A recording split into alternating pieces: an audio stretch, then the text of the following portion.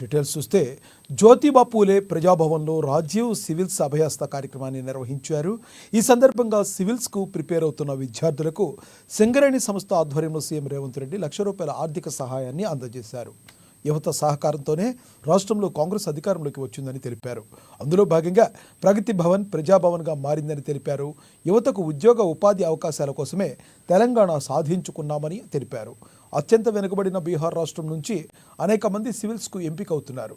ఇక్కడ కూడా అలాంటి సహకారం అందించాలనే ఆలోచనతోనే సివిల్స్ అభ్యర్థులకు సహాయం చేస్తున్నట్లు తెలిపారు.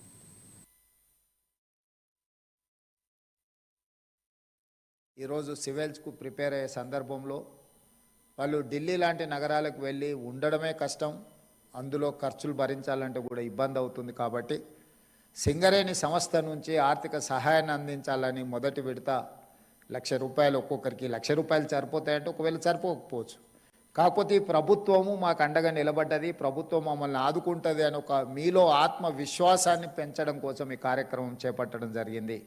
అక్కడి నుంచి మెయిన్స్కి ఎంపికైన వాళ్ళు కానీ మెయిన్స్ నుంచి ఈరోజు ఇంటర్వ్యూలకు వెళ్తున్న వాళ్ళను కూడా ఒకసారి భుజం తట్టి మీ ఆత్మస్థైర్యాన్ని పెంచి ఢిల్లీకి వెళ్ళినప్పుడు చిన్న చిన్న ఆర్థికపరమైన ఇబ్బందులు మీకు కలగకుండా ఉండాలన్న ఆలోచనతోని ఈరోజు ఈ ₹1,00,000 నగదు మీకు ఇదొక బహుమతి, ఇది ప్రోత్సాహకం, ఇది ఆర్థిక సహాయం అనే దానికంటే కూడా మీరు సాధించిన విజయాన్ని గుర్తించి ఈరోజు ప్రభుత్వం మీకు ఈ ప్రోత్సాహకాలను ఇస్తున్నది.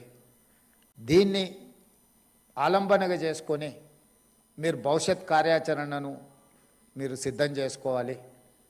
ఈరోజు మీరు టాప్ ర్యాంక్లో వచ్చి తెలంగాణ రాష్ట్రానికి వచ్చి సేవలు అందిస్తే మంచిది. ఒకవేళ మీరు ఇతర రాష్ట్రాలకు లేకపోతే జాతీయ స్థాయిలో కేంద్ర ప్రభుత్వంలో మీరుండి తెలంగాణ రాష్ట్రానికి అవసరమైన సహకారాన్ని అందిస్తే మరీ మంచిది.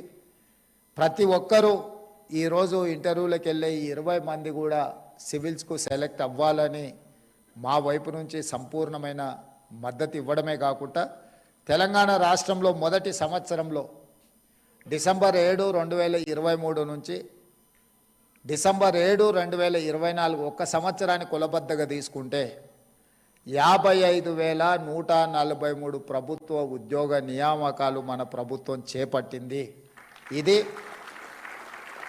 ఇది భారతదేశంలోనే స్వతంత్రం వచ్చినప్పటి నుంచి ఈనాటి వరకు అత్యధికంగా ప్రభుత్వ నియామకాలు చేపట్టడము.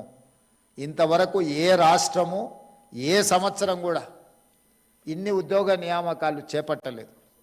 10 సంవత్సరాలు పేరుకపోయిన నిర్లక్ష్యాన్ని, 10 సంవత్సరాలు కోర్టుల్లో నలిగిపోతున్న కేసులను పరిష్కరించుకుంటూ పోటీ పరీక్షలను నిర్వహించుకుంటూ అది పోలీసు నియామకాలు కావచ్చు, లేదా టీచర్ల నియామకాలు కావచ్చు, పారామెడికల్ సిబ్బంది కావచ్చు, ప్రతి శాఖలో సింగరేణిలో కూడా ఉన్న కారుణ్య నియామకాలు కావచ్చు, ఇలా చెప్పుకుంటూ వెళ్తే వివిధ శాఖలలో మొదటి సంవత్సరంలో నేను గర్వంగా స్పష్టంగా నేను చెప్పదలుచుకున్నాను, ఏ ప్రభుత్వము ఏ సంవత్సరము అమలు చేయని విధంగా మొదటి సంవత్సరంలోనే 55,143 ఉద్యోగ నియామకాలు చేపట్టడం ద్వారా దేశానికే తెలంగాణ రాష్ట్రం ఆదర్శంగా నిలబడ్డదని చెప్పి నేను ఈ సందర్భంగా చెప్పదలుచుకున్నాను.